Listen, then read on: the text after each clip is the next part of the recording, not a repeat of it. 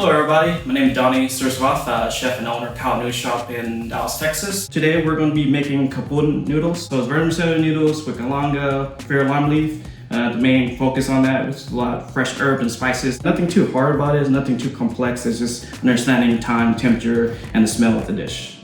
Alright, let's get started guys. First off, what we can do is I'm going to get my galangal. It's a root in the ginger family. If you don't have galangal, you can actually kind of use ginger for a substitute. But you don't need to peel galangal like you do ginger. Usually I use a meat cleaver. Just chop it down around quarter size. I'll just set off to the side for now. You can use yellow onion, red onion, but I prefer to use some shallots. Like so. My mom always taught me how to peel a shallot or onion is I actually use a knife and just use to peel the skin off. Just like that. There's no wrong or right way. I usually just go ahead and dice it. Once you get a shallot, we'll just combine that with our onion right here. And then next step, we'll just go ahead and use about 6 to 7 fair lime leaf. We call it in Lao, bai ki hut. So bai, it's like you say bye, like the song in sync. So bai is a leaf, and then ki hut is the actual lime leaf. One more ingredient, lemongrass, right? On the outer skin, it's pretty much like hay, grass, and very fibrous. So we want to take that outer layer off. So what I usually do is go ahead and cut the ends off. So then the tip as well, quartered, and then I'll get it smashed up. But you just want to break that up, get all the juices out from the lemongrass. That's where all the majority of the flavor of lemongrass is. It's actually inside here. Next one is actually garlic. So I usually do about 2 to 3 cloves. Smash it, just a rough chop. Cooking, especially this dish right here, it's just very rustic and no wrong or right way of doing things. So I have all my ingredients here. Let's get started on the stock. Got my pan kind of hot already, so let's get about quite a bit of oil. Got my onions, my shallots going into the pan. So I'm just gonna stir this around a little bit here. Once you get everything sweated out, we'll just go ahead and add our garlic. And then of course we'll just stir that around as well too. So just see everything steaming up right now. That's when you know that you're cooking things right. And of course the bottom is actually going to create this little brownness at the bottom.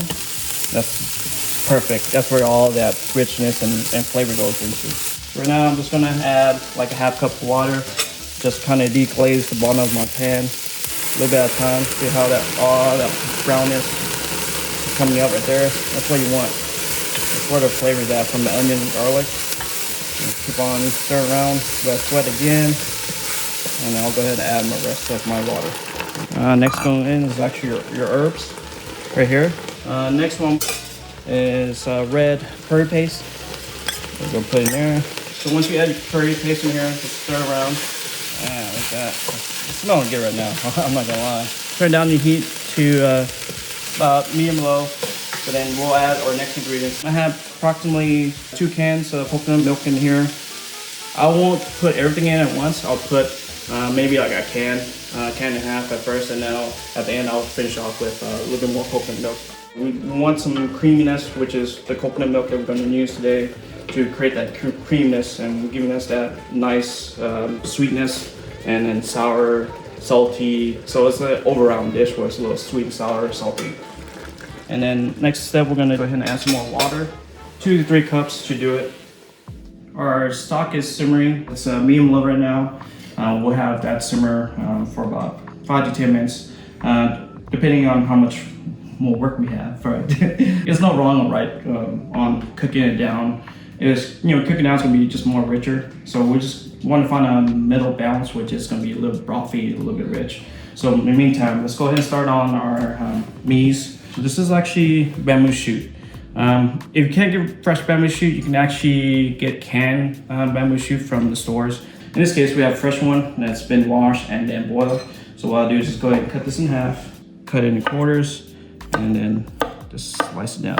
There's actually quite a bit around riverbeds here in Dallas. Even when I grew up in Texas, my mom, my dad, they also actually go foraging for bamboo shoots. You know, you just kind of see your parents, you know, out in the forest, just, you know, creeks, bed, lakes, you know, foraging for mushrooms, bamboo shoot. As a child, it was kind of strange for me, but in a way, it was kind of like just, you know, fun time and playtime outside with my parents.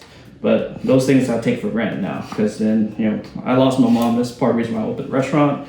That's the reason why I'm cooking a dish that's actually familiar to me, and it's actually a dish that I cooked for her when I was starting to cook again. The thing is, she taught me how to cook, so you know everything that I learned was from her. So this is one of those dishes that I actually enjoyed the most of cooking. I'm actually going to cut a little bit of carrots. This is actually just garnish. All right, let's check on our stock and see where we're at for now. Everything's kind of like binding together right now. So I got my bamboo shoot, my fresh bamboo shoots I'm adding in there. And then what I'm gonna actually do is pour some of my wet ingredients. Fish sauce, about half a cup. What I do is I'll just add, you know, a little bit at a time. The next one is unfiltered fish sauce. So badak.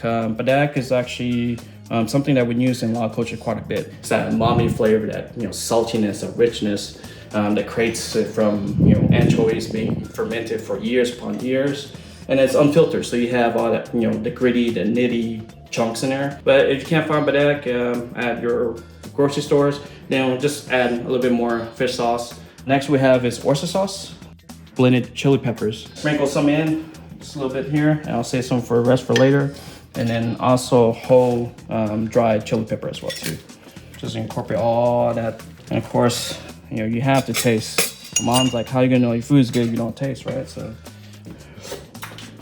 man, that's pretty damn good right now. Let's do some more garnish, all right? So next for a garnish, red cabbage, real thin slices. You wanna see this, you know, it's real thin strips. I have my white cabbage that I'm gonna cut too. So, salt, water, just rinse it off real quick. So next what we have, just a bunch of mints. Just pick the leaves off. The mint's an herb that we use quite a bit in Laotian cooking. And actually gonna combine that with our cabbage bowl, and then also with our carrots. Everything gets incorporated so it's easier to pick up once you garnish. So here's your pile of your garnish right here. It's gonna look amazing and it's gonna taste amazing. All right, so next cilantro and then a little bit green onion. We pretty much have our garnish ready. We'll set it off to the side, and now we're gonna check our stock again. All right, as you can see, you know, our stock kind of reduced a little bit. So I got my coconut milk. I'm gonna go ahead and pour. Gonna add a little bit more of my fish sauce, unfiltered fish sauce. And then add shrimp paste. So what I do is just kind of like probably like half a teaspoon. And now we're gonna add our tuna. Right now I just got 1 can of tuna, so I'll add that in. I'll give it a quick stir, and then next one is gonna be my quail eggs. These are actually already boiled from a can. If you don't have quail eggs, then just omit it, all right? And you can try and use big chicken eggs or duck egg. You know, the thing is, you can do whatever you want because you're cooking it, not me. So this is approximately about 1 can of quail eggs, and it goes in. Get everything stirred up again. So let that simmer for about another 5 minutes or so. And then while that's cooking, we'll go ahead and cook our vermicelli noodles. I recommend soaking them in water first to actually soften them up a little bit. This one I soaked for probably about 3 to 4 hours. Just get a pot of water, get it boiling. And then once you have it boiling, just go ahead and add your noodles in here. Stir around a little bit, just make sure all the noodles are cooked evenly. So you just let that boil a little bit, and then we'll come here and check our stock. Yes, nice. What I do next is actually add a little bit more chili, because I love chili in mine. Just kind of stirring everything around. And then once that's done, then you come to your noodles. Your noodles should be pretty much done. So that's pretty much the consistency of you want. And then next is just strain out your noodles. Just rinse it off, get some of that starch off, and let's let it sit and drain. Next, a little bit of sugar. A little bit more oil. So let's roll. So the key about rolling noodles, make sure you grab a good strand of noodles. Just like I said, probably about a handful. Roll the noodles in with your index finger. So you roll one finger and roll another, and then you grab your middle finger and you work them together. So you hold these noodles together with your fingers, and so it's perfectly sized and shaped, like so. It really creates a beautiful shape. It's quite easy. It's all about your finger. Let's say we have a bunch of scraps, and that's the friend that you don't like. You might give that skill. No, I wouldn't. Don't do that. Everyone gets noodles, okay, guys? So we have our stock ready. Now we're about to plate. Just grab the scraps, put them at the bottom, and then grab one that you roll. See how when you roll together, it just holds better like that.